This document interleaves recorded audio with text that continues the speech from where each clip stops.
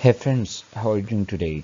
Guys, in previous two logs, we have discussed the Greek political institutions, and then first we had taken overview of the Greek political institutions, and then later on we discussed the Greek assembly, and then Greek Council of 500.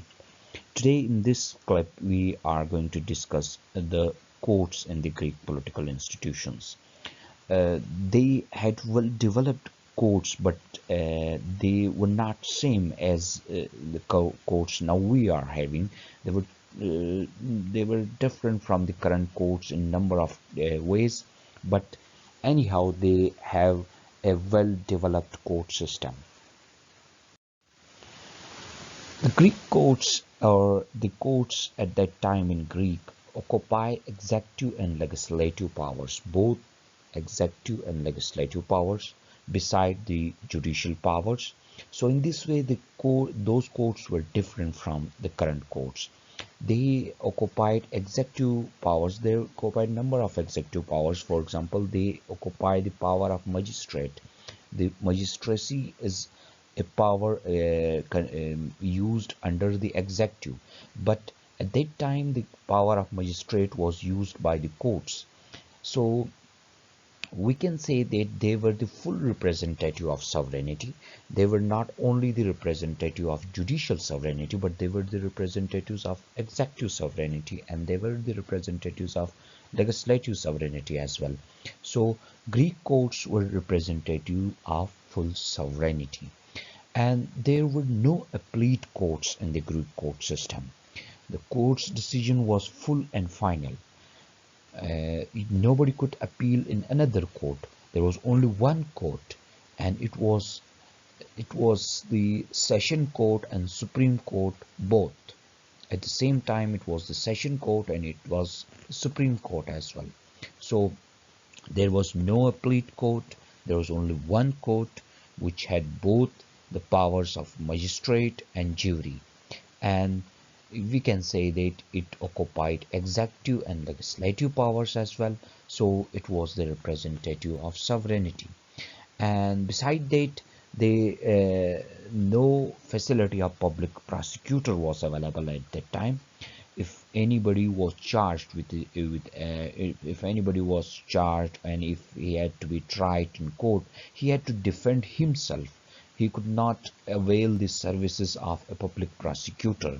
So in this way, the courts or the Greek courts were different from the current courts. For example, they occupied executive and legislative powers. They represent full sovereignty, and there were no appellate courts, and the courts occupied both magistrate and jury powers, and there was no public prosecutor. There was a well-developed selection criteria for jurymen. The first thing, or the first criteria to be elected as a jury in Greek courts was that he must be a qualified person with full civil rights. This was the first criteria, and the next was that he must possess at least 30 years. That is, the above 30-year free man with full civil right could be selected in juries. And the quota system was also there. You know that there were 10 tribes in Athens, and each tribe was assigned 600 seats. So in this way, the total number was 6,000. There were 10 tribes in Athens, and each tribe was assigned or allotted 600 seats in court. So the total jurymen were 6,000. Moreover, they had a well-developed working system as well.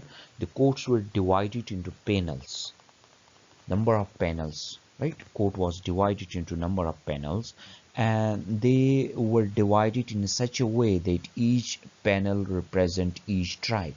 Each tribe was represented in each panel. For example, if there was a panel for handling criminal cases, It had representation of all 10 tribes, and if there was a panel to handle civil cases, it had representation of all tribes. So each panel was representing all tribes because the juries from all tribes were present in each panel, and jurymen were transferred from time to time from one panel to another panel.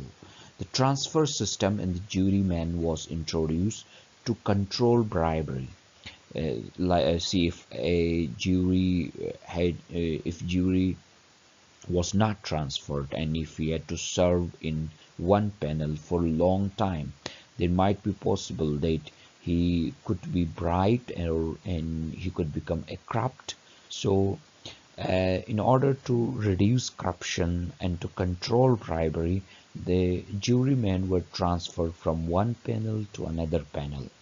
And for deciding or giving a verdict, system of voting was there. And the system of voting was twice. First, the jury were voting to decide either a person is guilt or not. Let's suppose if there was a case in the court, after hearing and having tried him, the jury will vote either or vote on the opinion that either he is guilt or not. If the majority voted that he is guilt, then the next voting was done to decide the punishment. So in this way, twice voting system was there before making any decision and assigning a punishment. The courts had the power to control public offices as well. They control public offices in three different ways. First, they took some sort of entry examination, or if anybody had to be selected for any public office, first his character and his capabilities, his qualification was to be checked by the court.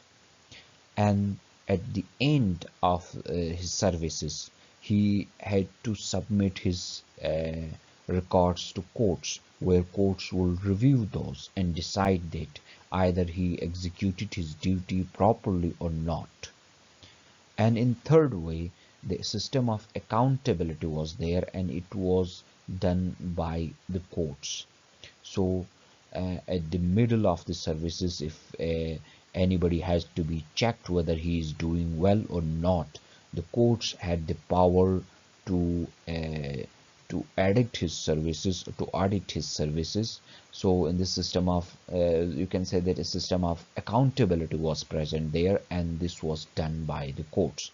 So the courts at that time were controlling the public offices in three ways. First, at the time of their induction, and at the middle of their services through review of their works, and at the end, at the end review, and at the middle through some sort of accountability.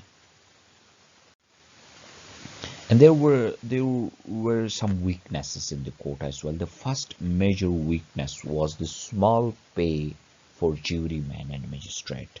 The pays for or the um, payments or whatever the facilities which were given to the jurymen and magistrate was very small. This because of this, not enthusiastic and young people were attracted to the courts, or the qualified and young energetic men were not interested to serve in courts since the pay was so small. This was a major weakness in the Greek court system. And another big weakness was that a big amount of litigations were bring to popular courts. The popular courts were comprised of all 6,000 jurymen.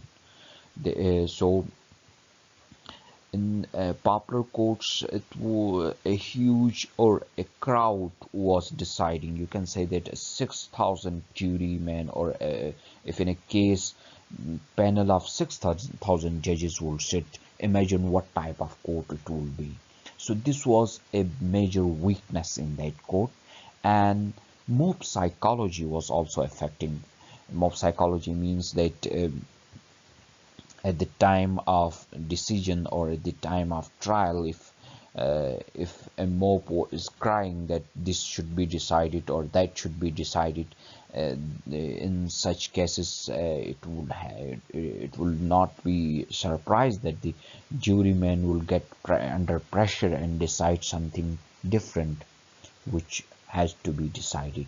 So mob psychology was another major weakness in the Greek court system. Thank you for joining. Please do not forget to subscribe to our channel. Once again, thanks for joining. Take care. Goodbye.